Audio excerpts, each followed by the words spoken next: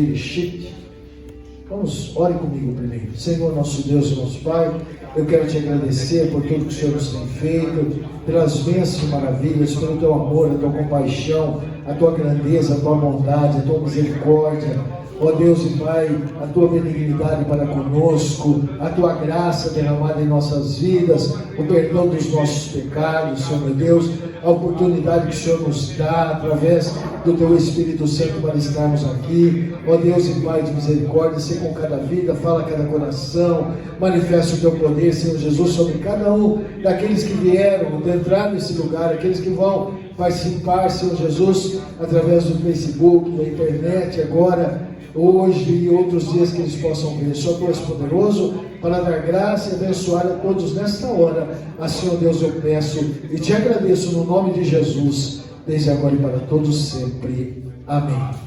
Abra sua Bíblia em Gênesis, como eu falei. O seu nome hebraico, Bereshit, no princípio. Gênesis é os princípios das coisas. A palavra também no hebraico é Bereshit, no Reshit, princípio.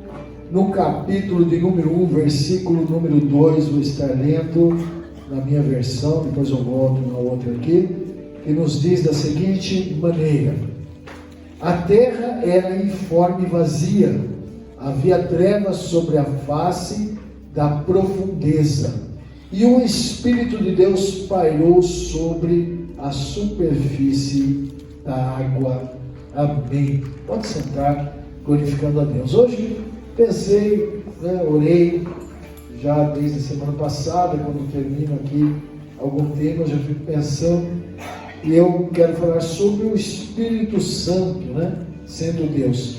Se fosse falar tudo aqui, se eu pretender continuar falando sobre o Espírito Santo, nossa, tem muita coisa dentro da Bíblia para que nós possamos entender o Espírito Santo, E aqui, onde eu acabei de ler, é a primeira menção nas Escrituras Sagradas, falando já diretamente sobre o Espírito de Deus, A palavra Espírito, muitas pessoas até dizem, Deus soprou o seu Espírito, sobre o homem para que ele se tornasse alma vivente.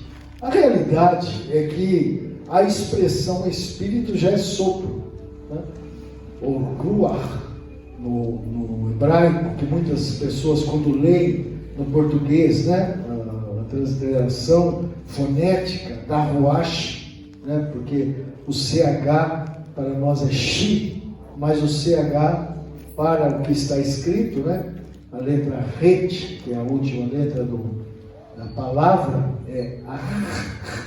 vem lá da garganta, um som que nós não temos, Os alemães têm, os judeus têm, os árabes têm, mas nós não temos esse som que é formado na garganta, Não é na boca, não é na língua, não é palatal, não é labial, não é dental, é um som que não existe no português, por isso fica até difícil. Então, mas a transliteração ela sai com CH, então a pessoa vai ler e fala, é ruach, E não é ruach, é ruach, Então, bem assim como se estivesse limpando a garganta, E também ela no grego, ela é pneuma, de pneu mesmo, de ar. Pneu, o que pneu tem?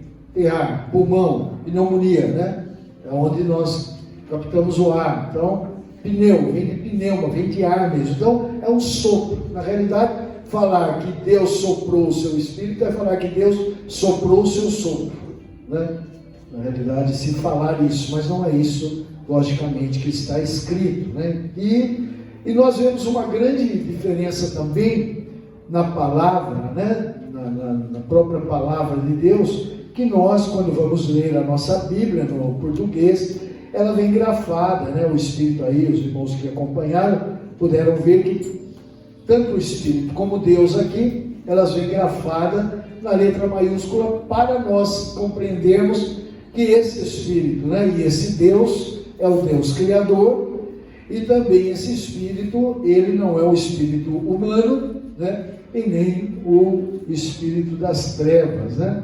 Então eles já se gravam, por quê? Porque se compreende através do contexto, ou quando ele vem, neste caso aqui especificamente, ele já vem designado como Espírito de Deus, né? Então está lá, Gênesis 1:2 diz assim: era a terra sem forma e vazia, trevas cobriam a face do abismo, e o Espírito de Deus. Então ele já deslocou assim, o Ruach Elohim, né? Espírito de Deus, se movia, né, sobre a face das águas. Então, se já determinou que é o Espírito de Deus, nós grafamos com a letra maiúscula. Mas no hebraico, a dificuldade, né, para o hebraico, até mesmo para o grego, é que tanto o Espírito, sendo de Deus, do homem, do mundano, Espírito satânico, né, ele vai vir grafado da mesma forma. Por quê? Porque o hebraico ele não tem minúsculo e maiúsculo, não existe. O grego existe minúsculo e maiúsculo, e não dá essa ênfase nem a Deus e nem a ênfase ao Espírito. Se ela começar a frase, se está começando a frase a Deus, né? Deus, então vai ter maiúsculo. Se não, estiver no meio da frase falando de Deus, Criador, do Deus deste mundo, Deus desse século, né? E ela vai vir grafada da mesma forma. Por isso precisa se compreender, se ele não vem adjetivado, como nesse caso, o Espírito de quem? Espírito de Deus. Então ele já determinou que era o Espírito de Deus, para nós se grafa com a letra maiúscula, por estar falando de um ser criador de Deus, né? O Deus criador de todas as coisas. Mas muitos lugares ela vai vir lá escrito Deus, vai vir lá escrito Espírito, e para grafar para nós, para o português, vai precisar entender o contexto anterior, o contexto posterior, né? Se ela não tiver já indicando Espírito de Deus, Espírito Santo, né?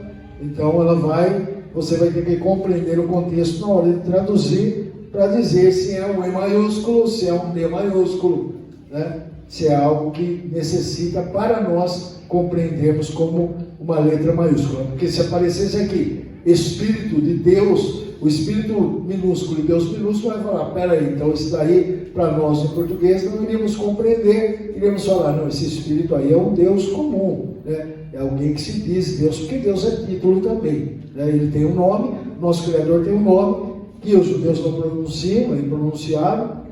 Depois da Reforma Protestante, os alemães começaram a pronunciar, né? Dando nome, né?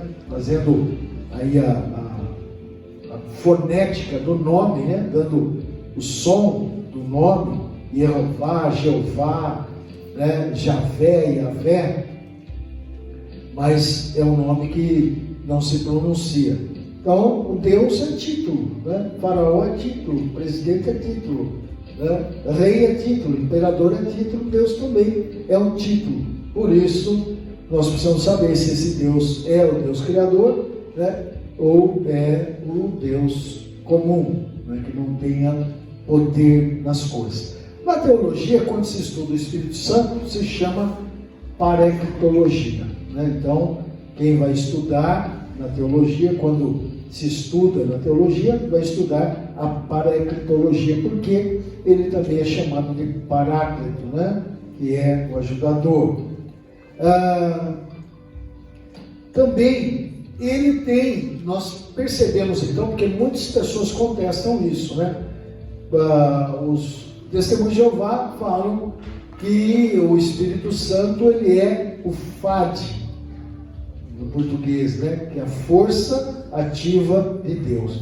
É como aqueles desenhinhos que a gente passa, alguém hipnotizando, né? Outro assim, sai aquelas ondas, né? Ou se não a onda da imantação, quando você pega um imã e você não encosta no ferro, né? E ele chupa, ele puxa, ele atrai, né? Se você põe debaixo da mesa, aquilo ali anda, né?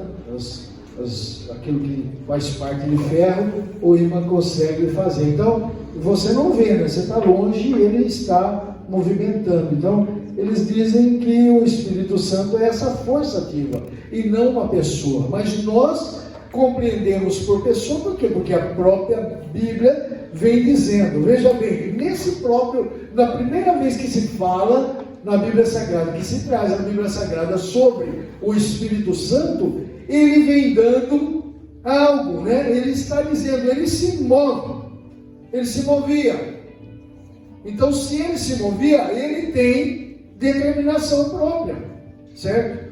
Olha aqui, o Espírito de Deus se movia sobre a face das águas, né? Então, ele está com uma determinação, não é a força de Deus estava se movendo sobre a face das águas, né? E sim, a pessoa do Espírito Santo, né? Então, não falaria o Espírito Santo, falaria a força, nem o vento, no caso, se nós pensássemos em termos de sopro, em termos de vento, né? Então, o que nós vemos é que, na realidade, ele, como Deus, né?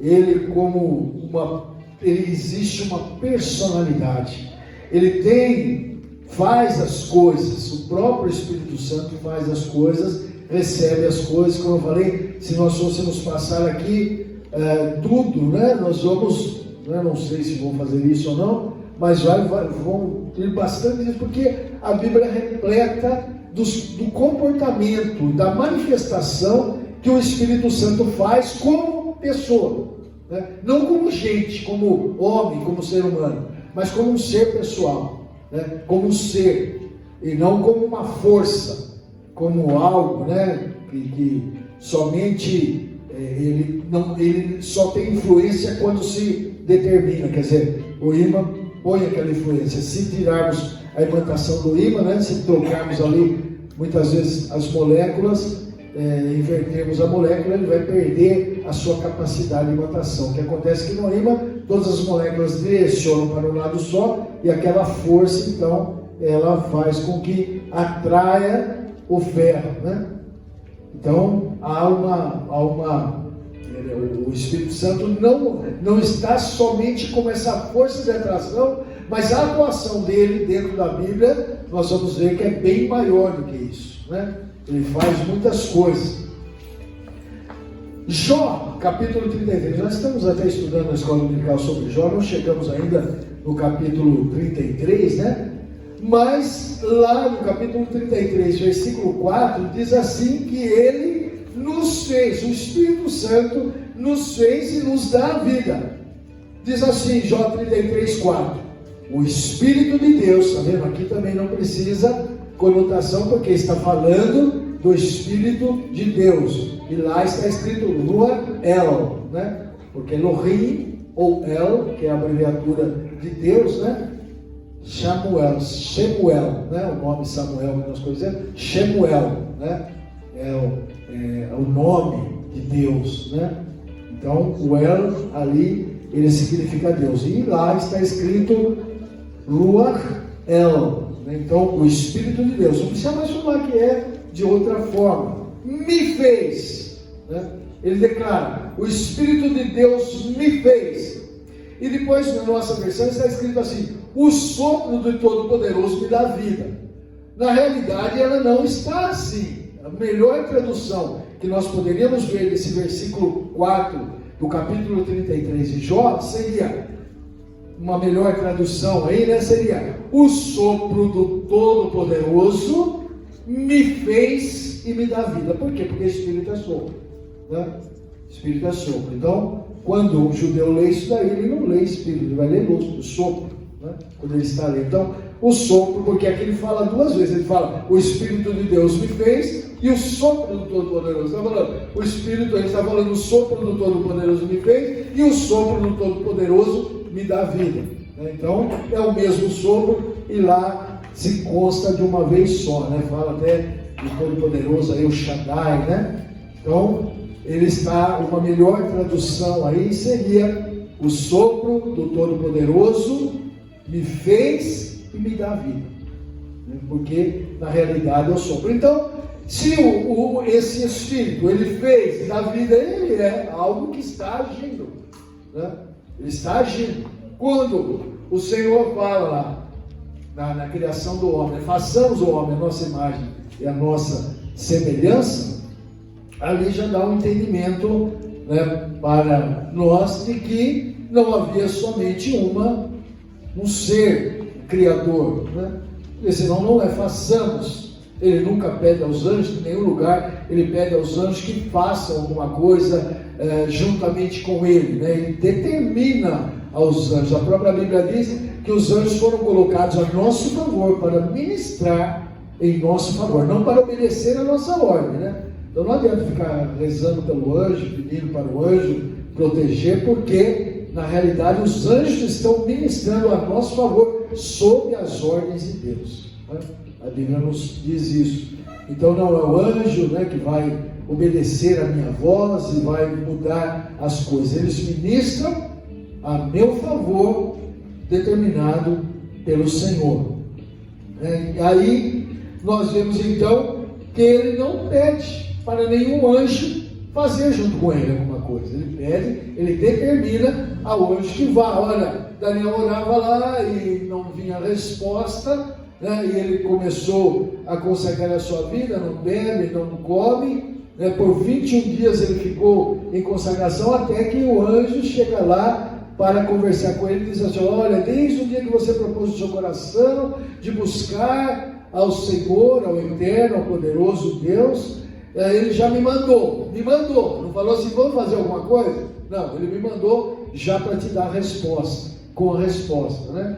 Mas fui impedido pelas hostes espirituais da maldade, né? Até que Arcanjo Miguel veio e abriu o caminho para que eu pudesse passar. Fui impedido e até que então agora cheguei. Então ele não vem fazendo, a Bíblia não mostra. Quando ele fala lá, então façamos, ele não está falando logicamente com nenhum dos seres espirituais, celestiais, né, que estão ao seu redor, que estão ali para obedecer, né, uns como arcanjos, né, querubins, serafins e assim por diante, anjos, né, arcanjo, anjos e serafins, querubins, então cada um na sua função. Nunca foram, a Bíblia não revela em nenhuma parte que eles ajudaram em alguma coisa, pelo contrário, nos informa que eles foram criados também, né? São criaturas também do Senhor, tanto aqueles que estão para o bem hoje como aqueles que estão para o mal, foram criados pelo Senhor. Então quando ele diz façamos, já dá a intenção. Agora ele diz: o Espírito fez, né? O Espírito me dá vida, o Espírito me fez, o Espírito me dá vida. Então ele tem vontade própria, ele tem poder para fazer as coisas, né? Também nós vemos em Atos dos Apóstolos que ele fala o Espírito Santo, o Espírito de Deus, o Espírito Santo, ele fala através de homens, né?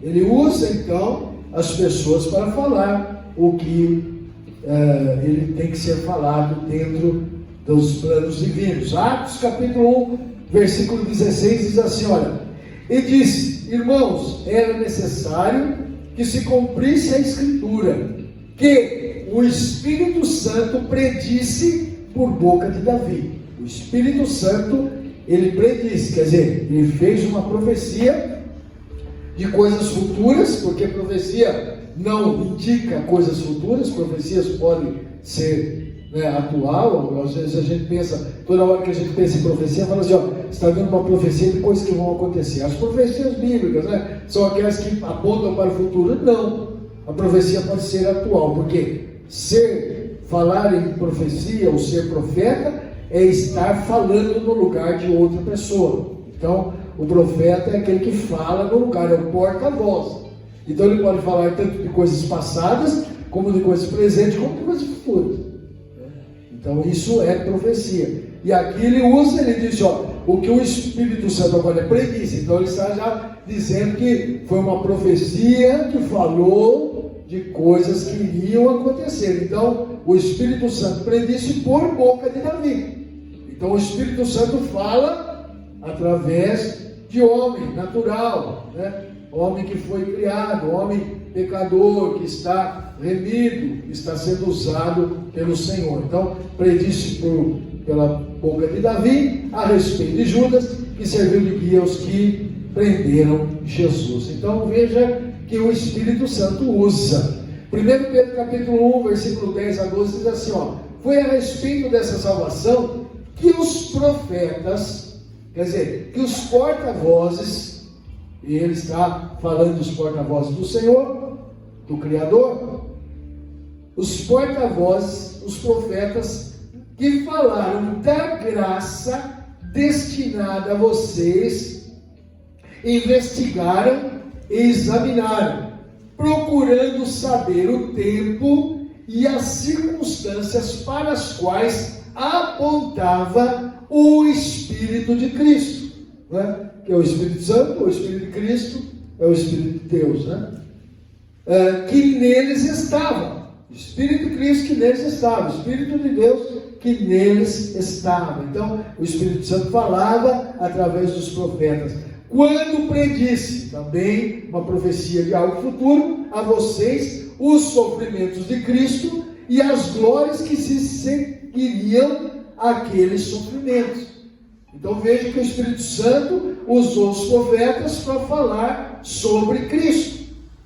Então ele usa o próprio Espírito Santo. Então não era uma força viva de Deus que estava ali agindo, e sim uma pessoa do Espírito Santo que estava agindo, falando. A eles foi revelado que estavam ministrando não para si próprios, mas para vocês, quando falaram das coisas que agora lhes são anunciadas, por meio daqueles anunciados, por meio daqueles que pregaram o Evangelho pelo Espírito Santo enviado dos céus. Pregaram o Evangelho pelo Espírito Santo, coisas que até os anjos anseiam observar. Então veja que o Espírito Santo tem vontade, o Espírito Santo faz da vida, ele se move, né? E ele fala também pela boca dos seres humanos. Ainda Pedro, escrevendo, 2 Pedro, capítulo 1, versículo 21, nos diz: pois jamais a profecia teve origem na vontade humana, mas homens falaram da parte de Deus, impelidos pelo Espírito Santo, né? Porque o Espírito Santo é que sempre agiu. No passado, antes de Cristo, agia esporadicamente, né? Sansão, ele não, o povo do passado, né, eles tinham manifestações do Espírito Santo. Nós somos muito mais privilegiados do que aqueles que andaram no passado.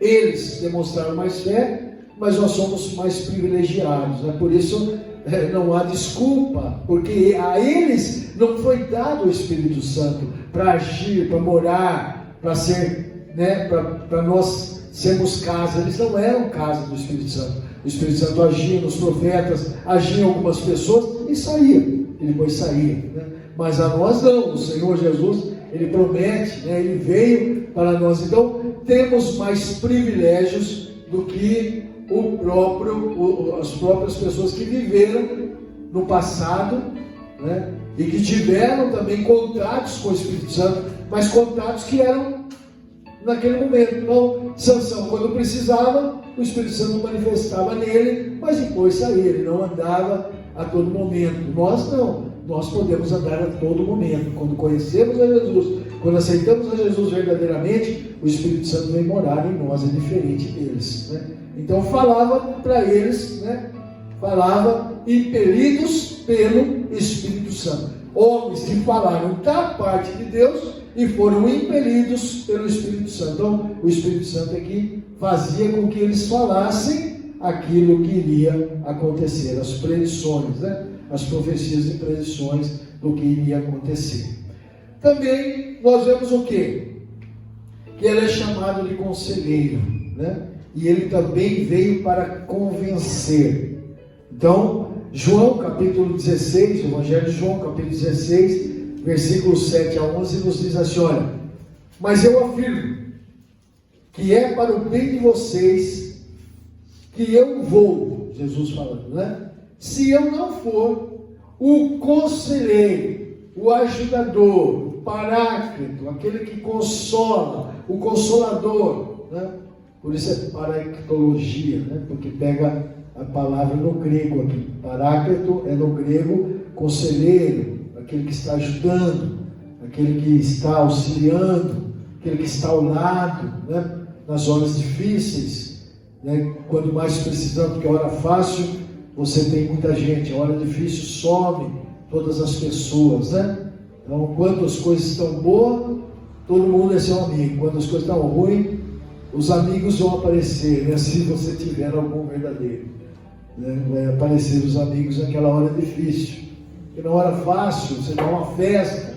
Na hora fácil, você vai lá, olha, eu vou fazer aniversário, fazer uma festinha, enche de amigos, né? Todos vêm abraçar, todos vão alegrar, todos estão ali, né? Mas na hora difícil, o amigo aparece ou não vai aparecer, né? Ou não vai aparecer.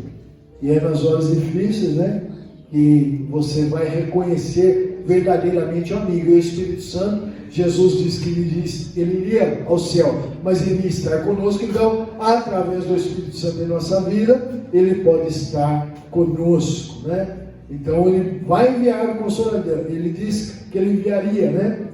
Se eu não for, o Conselheiro, né, não virá para vocês. Mas se eu for, eu o enviarei. Quando eu vier, ou melhor, quando ele vier, né? Quando ele vier, convencerá. Quem convence é alguém que está falando, não é uma força ativa. É o ser que vem para convencer o mundo do pecado, da justiça e do juízo. Do pecado porque os homens não creem em mim. Da justiça porque vou para o Pai e vocês não me verão mais. Ó, ele fala que vai enviar o Consolador e vai estar com o Pai lá. Então nós estamos vendo 3 pessoas, né? Por isso, a Trindade não tem na Bíblia, não tem mesmo. Mas aqui nós vemos implícito, né, a palavra né? Trindade aqui. Então, ele vai para o Pai, fica com o Pai, mas o Consolador vai estar aqui. Então são 3, né? Por isso criou-se a concepção da Trindade, que aqui mesmo está dizendo. Então, ele vai convencer, né, do pecado, porque os homens não creem em mim, da justiça, porque vou para o Pai, né, vou para o Pai, então são 2, e vocês não me verão mais. E do juízo, porque o príncipe deste mundo já está condenado, né? Então, não adianta fazer preces por ele, porque ele já está condenado. Então, veja que ele vai convencer. Então, quem convence está agindo, né? Quem convence tem uma personalidade, quem convence vai falar. E ele viria, ele mandaria. Se eu for, eu vou enviar para vocês, eu enviarei, né? E quando ele vier, ele vai convencer o mundo, né?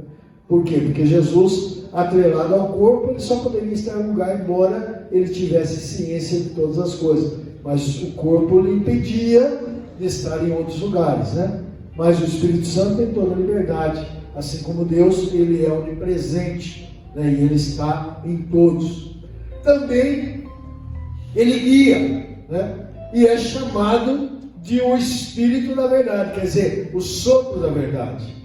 E por que talvez sopro? Porque eu imagino que é porque eu sinto, mas não vejo, né? Eu sinto o sopro, mas eu não vejo. Então, é que nós sentiríamos o Espírito Santo, mas não poderíamos vê-lo, né? Principalmente estando nessa carne aqui, né? Ela nos impede de muitas coisas gloriosas que Deus tem para aqueles que chegarem até a sua presença. Mas ele guia. Então, se ele guia, ele está direcionando alguém, ele tem poder, ele tem então uma razão, ele tem uma personalidade, ele pode estar agindo, né? Aí diz, João 16 também, versículo 13: mas quando o Espírito da verdade vier, né? Então chama ele de Espírito da verdade, ele os guiará a toda a verdade. Então quem guia não é uma força. Quando a força de Deus vier sobre esse mundo, não. Quando ele vier, ele vai guiar. Se ele vai guiar, ele tem algo, ele tem uma ação, uma atitude, um pensamento, uma força, né, para estar guiando. Então, quando ele vier, ele os guiará a toda a verdade. E não falará de si mesmo, né? Falará apenas o que ouvir e anunciará a vocês o que está por vir. Então ele vai estar fazendo isso, ele vai estar anunciando, então ele vai estar falando. Ele fala então, ele anuncia, ele nos dá a garantia né, da sua existência, e não como somente uma força ali que está agindo, né? Também a Bíblia nos fala que ele é chamado de Senhor, né?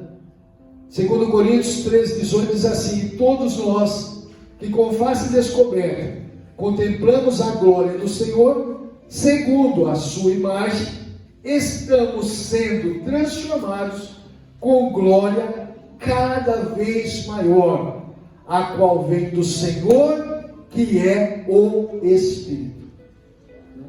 Que é o Espírito. Também, então está dizendo aqui que Ele é o Espírito e Ele é também o Senhor. Por isso, cada vez mais nos confirmamos que há poder, que há glória, que Ele é logicamente Deus. E fala que Ele é eterno, né? Ele não tem nem criação e nem fim, né? Não se tem a sua criação e não se tem, Ele só existe, né? Ele é a própria existência. Então diz assim, olha, Hebreus capítulo 9, versículo 14: quanto mais o sangue de Cristo, que pelo Espírito Eterno, se ofereceu de forma imaculada a Deus, purificará a vossa consciência de atos que levam à morte, para que sirvamos ao Deus vivo. Então, o Espírito que é eterno. Então, Ele é eterno, não foi criado, né? Tem a mesma consistência. Quando ele é enviado aqui, Jesus vai para o Pai, né? Então já está dizendo em duas pessoas: eu vou para mim mesmo e vou enviar eu mesmo. Não, né? Nós sabemos que não. Ele fala: eu vou para o Pai e de lá eu vou enviar o Consolador. E também para a nossa garantia de sabermos que Ele é Deus, né? Que é uma das funções que eu pensei no dia de hoje, é quando nós vemos lá em Atos dos Apóstolos a própria declaração do apóstolo Pedro, né, que nos diz: então perguntou Pedro, quando naquele caso lá de Ananias e Safira, né, então perguntou Pedro: Ananias, como você permitiu, depois da mentira, né, como você permitiu que Satanás enchesse o seu coração a ponto de você mentir ao Espírito Santo? Então, se a gente mente a alguma coisa, esse é um ser. Eu não minto a uma força ativa, eu não minto a uma parede que é inanimada, né? Que não tem personalidade. Eu minto sempre a alguém, eu minto a um ser. Eu posso mentir a uma pessoa, posso tentar mentir e enganar a Deus, que é possível, mas é o ser e eu posso tentar mentir. Então, se ele mente, não mente aos homens, vai lá, conta uma mentira para Pedro, né? Mente lá, e Pedro então chama a sua atenção e diz: olha, você não mentiu aos homens, você mentiu a Deus, mentiu então a ponto de você mentir ao Espírito Santo. E aí completa: e guardar para você uma parte do dinheiro que recebeu pela propriedade, ela não pertencia a você, e depois vendida, o dinheiro não estava em seu poder. O que levou a pensar em fazer tal coisa? Aí diz: você não mentiu aos homens, mas sim a Deus, né? Então, quando ele mente ali, Pedro diz: você não está mentindo para mim, você está mentindo ao Espírito Santo, e o Espírito Santo é Deus, né? Tome cuidado, né, que você fez aí algo errado, você mentiu, vendeu propriedade por um tanto, mentindo, falando que tinha vendido por outro abaixo do valor, né? E vai lá se apresentar como se fosse com todo o valor da propriedade, né? Ele podia ter ficado para ele, não era seu? Podia ter ficado, fazer o que você queria. Olha, Pedro, olha, eu vendi a propriedade, eu não vou fazer como os outros que estão vendendo e entregando, né? Eu vou vender a propriedade e vou dar oferta, vou vender a propriedade e vou dar meu dízimo, vou vender a propriedade e vou dar metade, né? Era dele, ele faria o que quiser, mas como ele queria se aparecer perante os outros, todos que tinham propriedade estavam vendendo, levando a Pedro: ó, vendi por X, ó, tá aqui, ó, tudo que eu vendi. Aí ele, né, a gente vai precisar desse dinheiro também, né? Vamos guardar, falar com a sua mulher, beleza, falasse, né? Não, vamos chegar lá para Pedro e falar, ó, Pedro, olha, eu vendi minha propriedade e tenho essa oferta para lá. Acabou, beleza. Receberia a oferta, né? Não, mas ele foi lá e falou, ó, eu vendi a propriedade, portanto está aqui todo o dinheiro. Aí Pedro, né, o Espírito Santo como sabe todas as coisas, o Espírito Santo como revela todas as coisas, né? Nada podemos esconder do Espírito Santo, então ele acabou ali mentindo, sendo repreendido, né? E ele diz, você não mentiste aos homens, mas mentiste a Deus. E acima, né, ele diz, a ponto de você mentir ao Espírito Santo.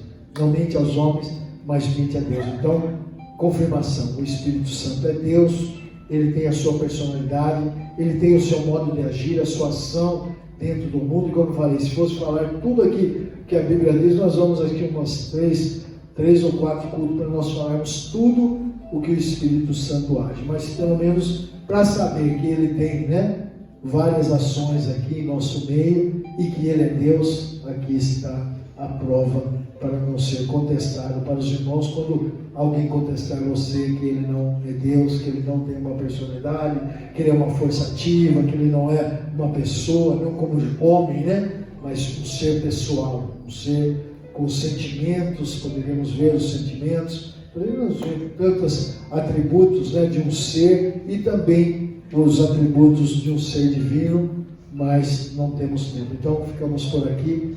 Já creio que deu para os irmãos terem uma ideia do que a Bíblia fala sobre o Espírito Santo. Que o Senhor abençoe, o Espírito Santo fale melhor no nosso coração. Se há em nosso meio alguém que precisa reconhecer a Jesus como seu Salvador,